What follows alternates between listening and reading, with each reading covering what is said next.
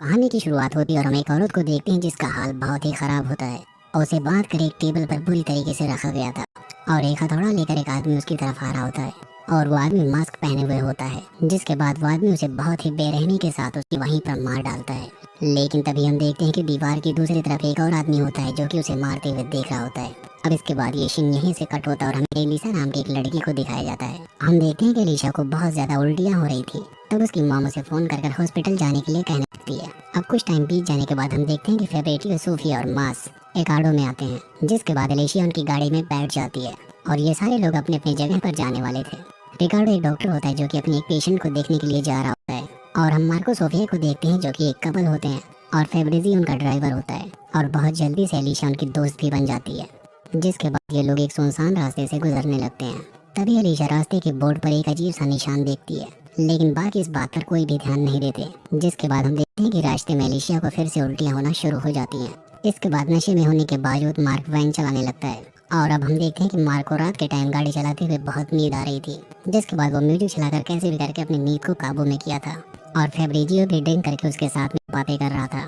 तभी रास्ते में अचानक से इनको एक बकरी दिखाई देती है जिसको बचाने के चक्कर में रोड के दूसरी तरफ ये लोग चले जाते हैं जिसकी वजह से उनकी वैन का एक्सीडेंट हो जाता है। अब सुबह होने के बाद हम देखते हैं कि एलिशा मार्क को बहुत जख्मी हालत में पाती है। जिसके बाद वो अपनी मदद के लिए एम्बुलेंस को फोन करती है लेकिन यहाँ इस जगह पर नेटवर्क होता ही नहीं है। जिसके बाद रिकार्डो एलिशा को रोड से मदद लाने के लिए कहने लगता है लेकिन ये लोग रोड के पास होते भी नहीं है। जिसके बाद सब लोग शॉक्ड होकर गाड़ी के बाहर देखने के लिए आ जाते हैं। जिसके बाद वो आकर देखते हैं कि वो एक खुले मैदान में है और उनके पास में ही एक घर भी होता है। जिसके बाद सारे लोग उस घर की तरफ मदद मांगने के लिए जाने लगते हैं। जिसके बाद सोफिया उस घर में काफी आवाज भी लगाती है लेकिन उसकी आवाज सुनने के बावजूद कोई भी घर के बाहर नहीं आता। जिसके बाद ये लोग निराश होकर फिर से अपनी वैन में जाने लगते हैं।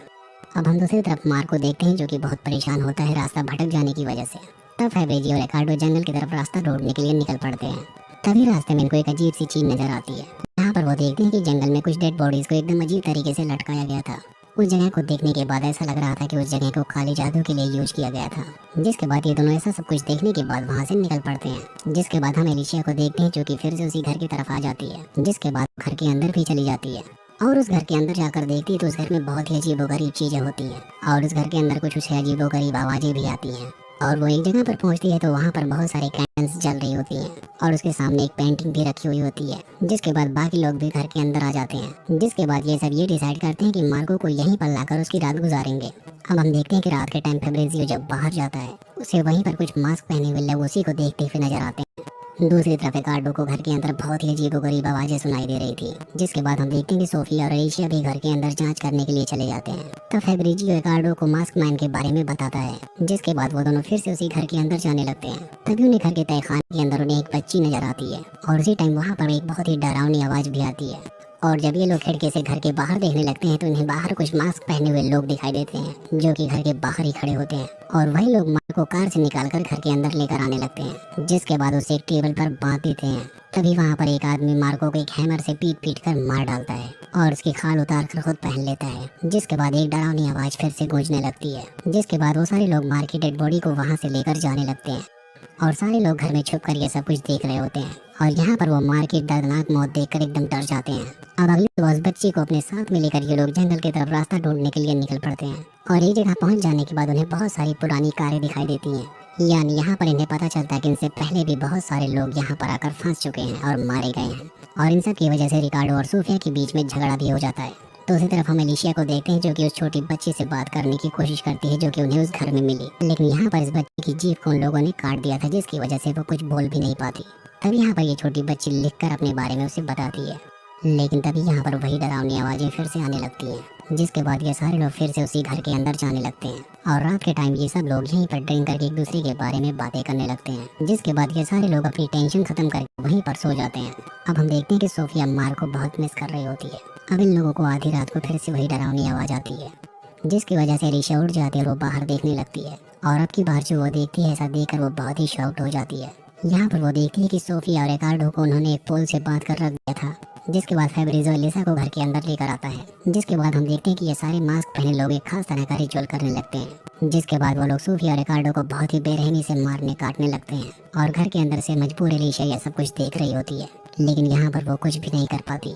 तब यहाँ पर हमें समझ में आता है उन सबको यहाँ पर लाने वाला कोई और नहीं बल्कि फेब्रिजो ही। तभी हम देखते हैं कि फेब्रिजो अलीशा के पास आकर उसे हक कर लेता है, जिस दौरान अलीशा को उसके ईयरफोन में कुछ आवाजें आती हैं जिसमें कोई ये कह रहा होता है कि अलीशा को लिविंग रूम में लेकर आओ। अब ऐसा सुनने के बाद अलीशा फेब्रिको से पूछने लगती है। अब पकड़े जाने के बाद फेब्रिजो गुस्सा हो जाता है और वो कहता है कि अलीशा इस तरीके से सब कुछ खराब कर देगी, और उसी टाइम कोई पीछे से अलीशा को पकड़कर घर के बाहर लेकर जाने लगता है। अब अगली सुबह हम देखते हैं कि अलीशा को एक डाइनिंग टेबल पर बाहर बैठाया गया था, जहाँ पर बहुत सारे लोग पहले से ही बैठे हुए होते हैं, जिसके बाद वो सारे लोग वहाँ पर खाना खाने लगते हैं।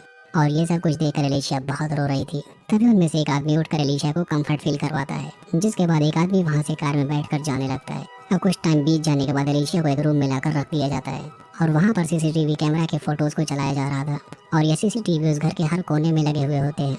उसी टाइम फेब्रिजो अलीशा को वीडियो कॉल करता है और तभी हमें पता चलता है कि फेब्रिजो बहुत दिन से एक डार्क मूवी बना रहा है, और इस मूवी के चलते उसने बेवजह बहुत सारे लोगों को मार डाला है, क्योंकि यह सब कुछ उसकी व्यूअर्स की एक डिमांड होती है। जिसके बाद अलीशा रोने लगती है क्योंकि उसकी एक मूवी के चक्कर में उसके सारे फ्रेंड्स मारे गए थे। अब फोन कट जाने के बाद अलीशा कैसे भी करके अपने हाथों को वहाँ से छुड़ा लेती है। हम देखते हैं कि अलीशा के हाथों को चेयर पर रखकर कील ठोक दी गई थी, जहाँ से वो कैसे भी करके उस घर से बाहर आ जाती है। अब एक वैन में जाकर चियार और फेब्रिजो को अलीशा वहाँ पर बात करते हुए सुनने लगती है, और असल में यहाँ पर वो देखती है कि उस छोटी बच्ची की जीभ भी सही सलामत थी और वो भी लोगों के साथ मिली हुई होती है। और इतना सब कुछ देखने के बाद अलीशा गुस्से में आकर उस छोटी बच्ची को गोली मार देती है, जिसके बाद फेब्रिजो अपनी जान बचाने के लिए वहाँ से भागने लगता है, लेकिन तभी अलीशा उसे भी गोली मार देती है और उसके कैमरे को बंद कर देती है। और अब अलीशा जंगल से भाग रही होती तभी उसे रास्ते में एक बच्चा मिल जाता है और उस बच्चे का पीछा करते हुए एक बीच तक आ जाती है, जहाँ पर बहुत सारे लोग होते हैं और वो अलीशा का वीडियो बनाने लगते हैं। जिसके बाद हम देखते हैं कि अलीशा धीरे धीरे समंदर की तरफ जाने लगती है, और वहाँ पर जाने से वहाँ का कोई भी आदमी उसे नहीं रोकता। और इस वीडियो को बहुत सारे लोग अपने कंप्यूटर पर डार्क वेब पर देख रहे होते हैं, और इस मूवी का यहीं पर एंड हो जाता है।